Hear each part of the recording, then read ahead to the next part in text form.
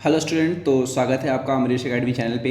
आज हम पढ़ने वाले हैं थर्ड चैप्टर का नाम देखिए पहले क्या है कि चैप्टर का नाम है सत्ता के नए केंद्र। ठीक है, सत्ता का मतलब आप समझते क्या होता है। सत्ता का मतलब होता है कि जो पावर्स होती है ना, पावर्स क्या चीज़, पावर्स, उनको एक तरीके से हम सत्ता कहते हैं। जैसे कि हमारे हमारे जो भारत है उसमें सत्ता किसके पास है। सत्ता आज के समय में अगर देखा जाए पीएम के पास है या फिर जो राष्ट्रपति है उनके पास है। ठीक है, ये होती है सत्ता। तो हमें क्या करना है, पढ़ना क्या है, न्यू सेंटर्स ऑफ पावर, यानी कि सत्ता के नए केंद्र। तो हमें वर्ल्ड लेवल पर देखना है ना कि सत्ता के नए नए केंद्र कौन से हैं। यानी कि जैसे कि हमें पता है आज के समय में जो अमेरिका है ना, अमेरिका वो एक सत्ता का केंद्र है। लेकिन इसके अलावा देखना है कि उसकी और कौन सी कंट्रीज है जो सत्ता के केंद्र बन सकती है। समझ आ रहा है आपको।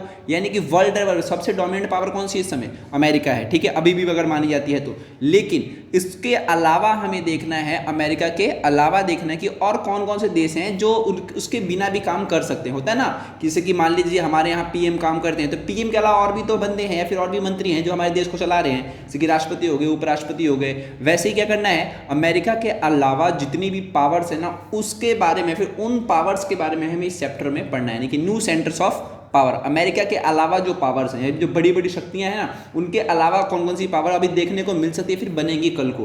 हालांकि आज के समय में कौन है, अमेरिका है। ठीक है, अब अमेरिका के अलावा आपको पता है जैसे कि रसिया हो गया, चीन हो गया, ये सब नए पावर्स हैं जो एक तरह से टक्कर देती हैं किसको, अमेरिका को टक्कर देती हैं। वो अकेला अभी महाशक्ति नहीं रह गया। वो क्यों नहीं रह गया, क्योंकि इसके अलावा बाकी जो कंट्री ना वो भी अपना विकास कर रही है और अमेरिका की बराबरी कर रही है। अमेरिका की बराबरी कर रही है, इसकी वजह से क्या बन रही है, वो न्यू सेंटर्स ऑफ पावर बन रही है। यानी कि अमेरिका के अलावा हमें एक दूसरा विकल्प मिल रहा है, किस रूप में, शक्ति के रूप में।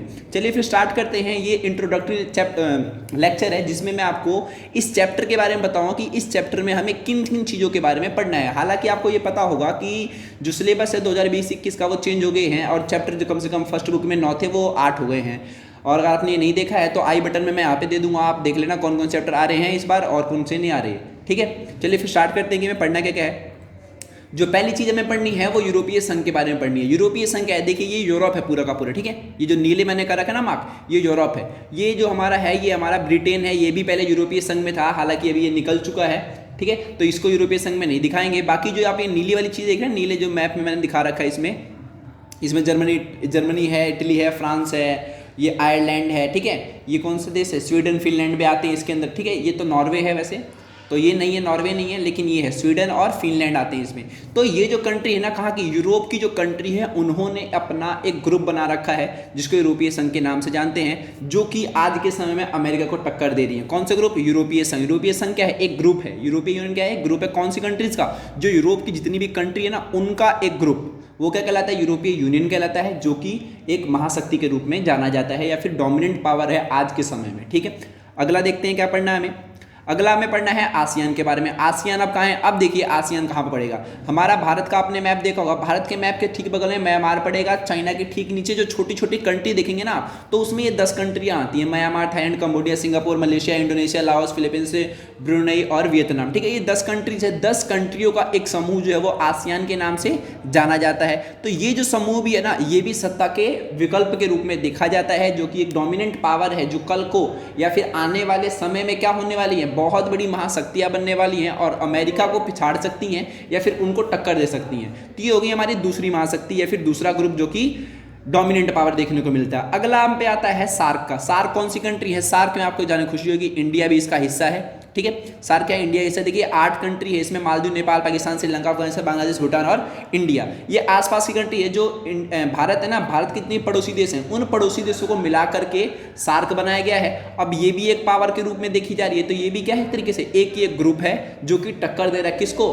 अमेरिका को या फिर बड़ी बड़ी शक्तियों को। ओके, अगला देखते हैं कौन सा पढ़ना है हमें।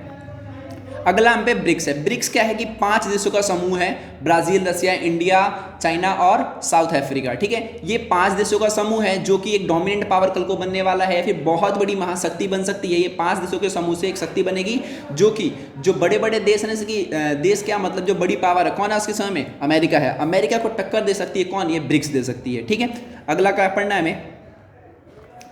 अगला हमें पढ़ना है जो नेशंस है। अब हम किसकी बात कर रहे हैं, एक राज्य देश की बात कर रहे हैं कि अगर कोई देश भी है वो देश कैसे टक्कर दे सकते हैं। तो उनमें कौन कौन से देश आते हैं हम पे, रसिया आता है, चाइना आता है, इजराइल आता है और इंडिया आता है। ये आज के समय की पावरफुल कंट्रीज हैं जो आने वाले समय में एकदम डेवलप हो सकती हैं और इसको टक्कर दे सकती हैं। हालांकि आपको पता ही होगा द्वितीय विश्व युद्ध के बाद जो अमेरिका है ना वो अकेला महाशक्ति बच गया। क्यों? क्योंकि यहां पर कौन था, यहां पे सोवियत संघ था, सोवियत संघ खत्म हो गया तो कौन बच गया, रसिया बच गया। हालांकि आज के समय में दो पावर्स देखने को मिलती है, एक यूनाइटेड स्टेट्स ऑफ अमेरिका और एक कौन सा है, रसिया है। ठीक है, तो हमें इस चैप्टर में क्या पढ़ना है, इन दोनों महाशक्तियों के अलावा, कौन सी, अमेरिका और रसिया, इन दोनों महाशक्तियों के अलावा भारत और पूरे विश्व में कौन कौन सी बड़ी शक्तियां हैं जो इनको टक्कर दे सकती हैं। तो वही हमने इस चैप्टर में पढ़ना है। ये इंट्रोडक्टरी था, आपको समझ आ गया होगा। ये ग्रुप है, ब्रिक्स हो गया, सार्क हो गया, आसियान, यूरोपीय यूनियन। ठीक है, ये बहुत सारे ग्रुप हैं, कम से कम 5-6 ग्रुप हैं ये।